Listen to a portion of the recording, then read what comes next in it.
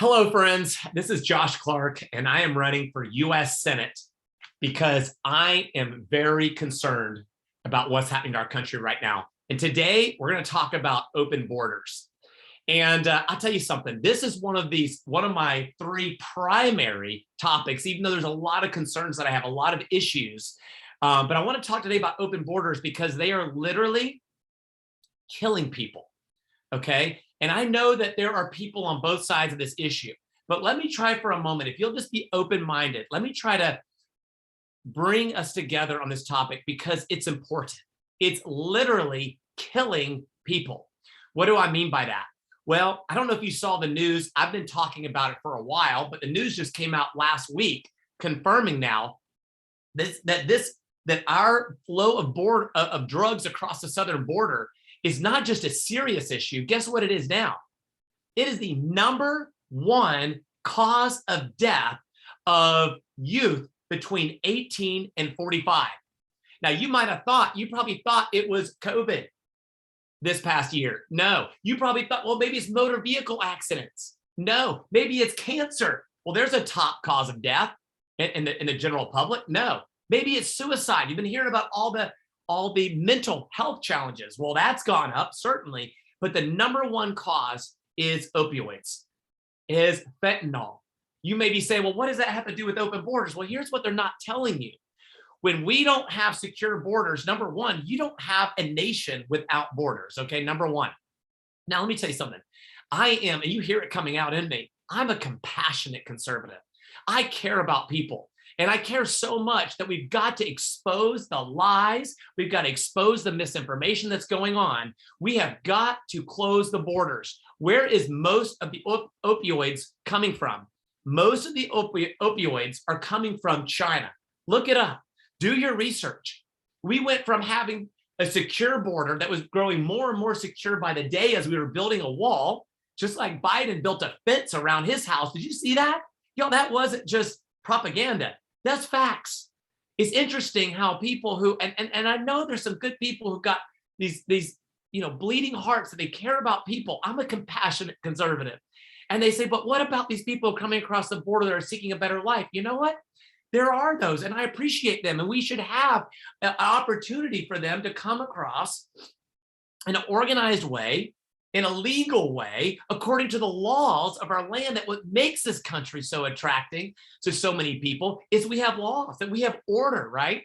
We need to have a closed border, because when you don't have a closed border, you have lots of, you not only have people looking for a better way of life, you have a lot of people taking advantage and exploiting others by a flow of drugs across the border, more than ever, 3 times higher than last year. This is not a joke.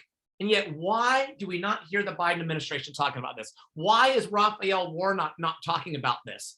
If the Reverend cares so much, we need to talk about it. We need to have this issue. That's why I'm having this discussion, and I'm asking you to get involved. I'm asking you to come to my town hall. I have town halls every week. Every Sunday, we call them meet and greets. We have meet and greets. And the next one's Saturday. Go to votejosh.com/events, and please register your friends. Get them out. They need to know about this race because it's important. These issues matter. People are dying. What about sex trafficking? As a former state representative, I served for 2 terms and left unopposed, but I served, and I'm proud of the track record I had of standing up for those who are vulnerable. Sex trafficking, that's a serious issue. And when the borders are open, guess what happens? Sex traffickers exploit that, and they're bringing sex slaves across the border. And we can't turn the other eye and act like we don't care. It's time to wake up and care about this. Now, Biden's not caring about it. He's been there for almost half a century. He knows. He hadn't even been to the border. That's an issue. Half a century. It's like these people grow immune to these issues, and they grow so partisan, they can't look at both sides of an issue and just bring the facts together and deal with reality. Instead, they've got to cater to the left, cater to the radicals. And I don't think that's what we want. And I think in Georgia, we want common sense values, family values. I was talking to a guy from Central America, and he was sharing with me about how sex trafficking has gone up in Belize. They're seeing more sex trafficking going across the border. He goes into sting operations and everything. He's helping to try to protect and save the youth that are being exploited. And he said, your open border is creating more problems for us and our youth. If that doesn't get you fired up, I don't know what's going to. I got 4 girls. These issues matter. They should matter. And so we've got nearly 2 million people just this year that have come across the border. That's an issue. That's a problem. Okay, we must protect the border. Now, let me tell you something. I've got compassion. I've said it several times. I served on the board of a Spanish Bible college for a decade. I care about how America, and I love that America's a melting pot.